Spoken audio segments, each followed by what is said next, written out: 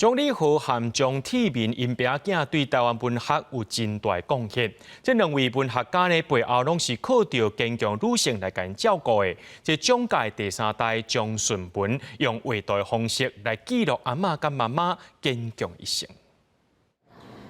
今日去展区，作品当中有头长白苍苍的时代，嘛有充满笑容的查某人。这是台湾乡土文学之父曾理和甲因囝曾铁明的牵手。这毕竟画上拢是曾家第三代艺术家曾顺文所画，因用客语一点来当做展览的主题。因为伫客语内底有女性因的意思，伊要记录阿嬷甲妈妈一生对家庭的奉献。 以一等作为取名，是因为一等在客家话里面其实有着他们的意思，念起来就叫做一等。那这个一等其实包含了男性的他跟女性的他。那在这次展览里面，其实我是以女性的这个他作为一个发想。手是人的第二个面，因为当知影这个人的人生，这是曾顺文想要为阿嬷甲妈妈手的原因。曾顺文是曾理和的查某孙，过去因为曾理和甲曾铁明的身体无好，拢是靠阿嬷甲妈妈照顾一口罩，因的 手代表劳动做介分者，